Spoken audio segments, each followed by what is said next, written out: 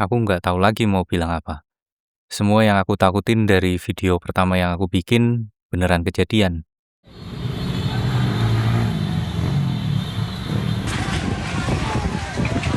Sumpah Edian nih.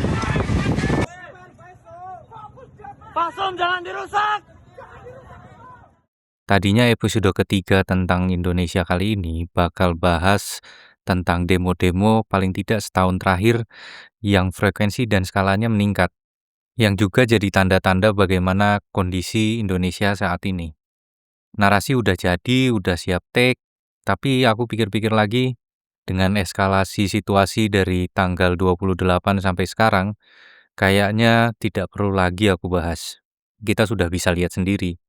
Tapi mungkin sebagian dari kalian masih bingung aksi kali ini tuh sebenarnya tuntutannya apa sih? Soalnya sejak awal aksi banyak sekali versi tuntutan, banyak juga ajakan, seruan, provokasi atau apalah kalian sebutnya yang digaungkan di media sosial bahwa aksi kali ini tuh sasarannya DPR. Ini nggak bener ya teman-teman.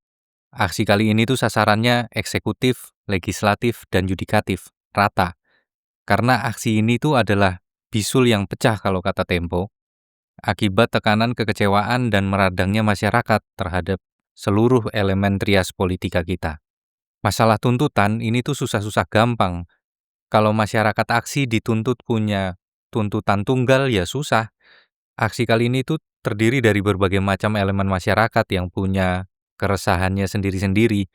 Selain itu, masyarakat tidak punya organisasi yang terstruktur, punya kantor ber-AC, digaji, tunjangan kinerja, dan lain-lain untuk merumuskan tuntutan tunggal. Tunggu dulu, kita punya, tapi kok nggak kerasa punya ya? Jadi wajar kalau tuntutan dalam aksi kali ini itu muncul bermacam-macam. Bukan tugas masyarakat merumuskan tuntutan tunggal. Ini adalah tugas pemerintah untuk mendengar dan merumuskan masalah yang jadi tuntutan. Tapi masalahnya, masyarakat sudah terlanjur merasa tidak dan tidak akan didengar. Dari semua tuntutan, aku rasa ada satu tuntutan yang cukup mewakili tuntutan di aksi kali ini, yaitu tuntutan 17+8. 17+8 adalah tuntutan yang menurutku paling luas merangkum segala tuntutan masyarakat. Tuntutan yang terdiri dari 17 tuntutan jangka pendek dengan batas waktu 5 September 2025 dan 8 tuntutan jangka panjang dengan batas waktu 1 tahun dari sekarang.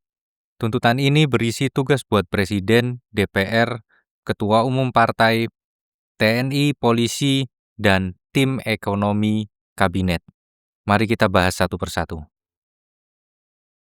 Jadi ada 17 tuntutan jangka pendek yang dituntut oleh teman-teman, di mana 2 poin pertamanya adalah tugas buat Presiden Prabowo, yaitu 1, tarik TNI dari pengamanan sipil dan pastikan tidak ada kriminalisasi demonstran.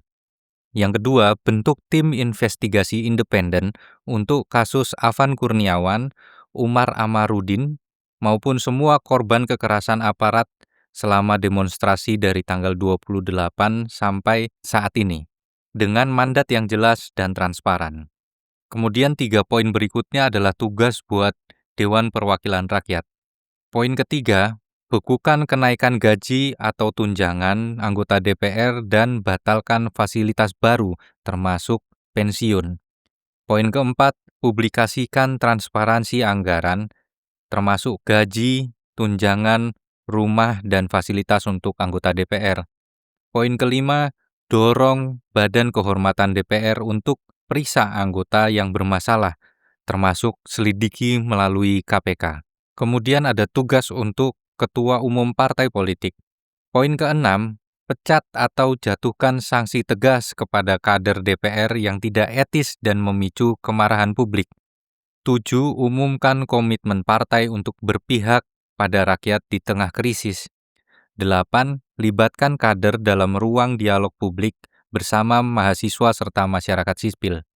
Kemudian tugas untuk Kepolisian Republik Indonesia. Poin 9. Bebaskan seluruh demonstran yang ditahan. 10. Hentikan tindakan kekerasan polisi dan taati SOP pengendalian massa yang sudah tersedia. Yang ke-11, tangkap dan proses hukum secara transparan anggota dan komandan yang melakukan dan memerintahkan tindakan kekerasan dan melanggar HAM kepada para demonstran. Kemudian tugas untuk Tentara Nasional Indonesia. Poin 12, segera kembali ke barak. Hentikan keterlibatan dalam pengamanan sipil. 13, tegakkan disiplin internal agar anggota TNI tidak mengambil alih fungsi Polri. 14, komitmen publik TNI untuk tidak memasuki ruang sipil selama krisis demokrasi. Kemudian 3 poin terakhir dari 17 tuntutan jangka pendek ini ditujukan untuk Kementerian Sektor Ekonomi. Poin 15, pastikan upah layak untuk seluruh angkatan kerja, termasuk namun tidak terbatas pada guru, buruh, nakes, mitra ojol di seluruh Indonesia. 16, ambil langkah darurat untuk mencegah PHK massal dan lindungi buruh kontrak. 17, buka dialog dengan serikat buruh.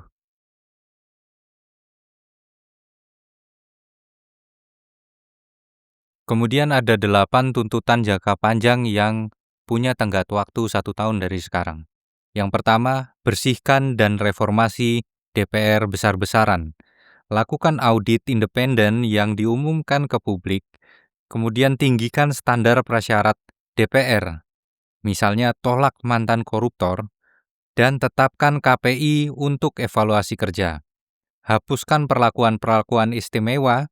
Hapuskan pensiun seumur hidup, transportasi dan pengawalan khusus, dan pajak yang ditanggung oleh APBN. Yang kedua, reformasi partai politik dan kuatkan pengawasan eksekutif. Partai politik harus mempublikasikan laporan keuangan pertama mereka dalam tahun ini.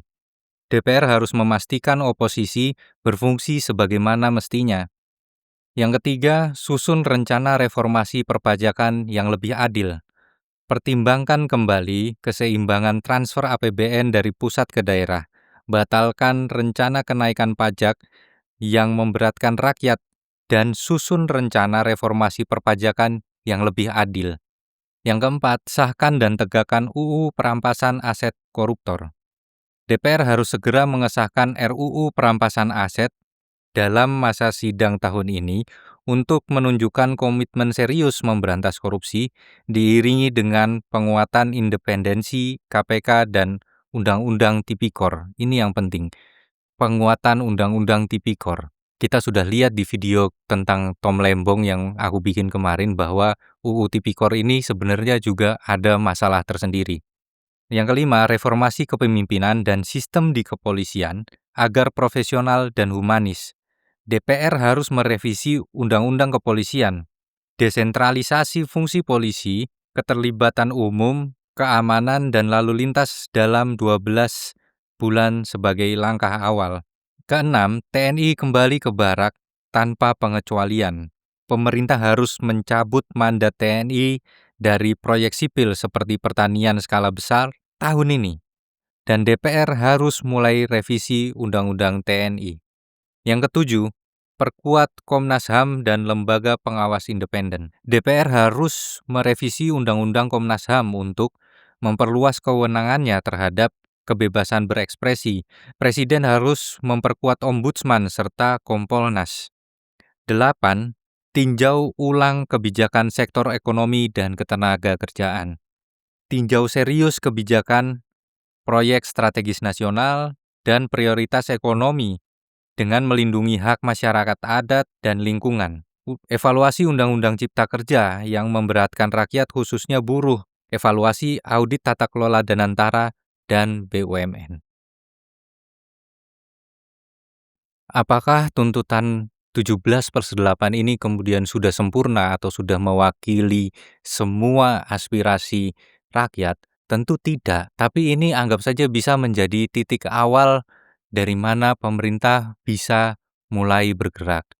Sebenarnya ada yang menurutku mungkin kelewat, jadi nggak ada di dalam tuntutan tersebut, yaitu reformasi sistem hukum kita, pilar yudikatif kita. Mahkamah Konstitusi, Mahkamah Agung, dan Kejaksaan Agung harus berbenah. Jangan ada lagi kasus suap hakim, mafia hukum, jual beli kasus. Jangan ada lagi vonis ringan buat koruptor cuma karena sopan.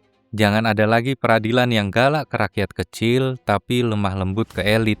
Jangan lagi pilar yudikatif kita jadi alat politik.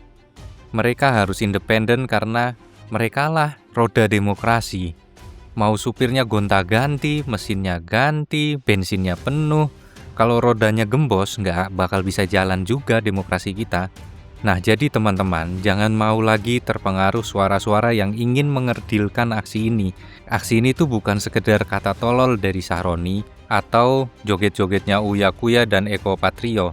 Aksi ini bukan cuma soal tunjangan ngekos 50 juta, bukan cuma menyasar DPR.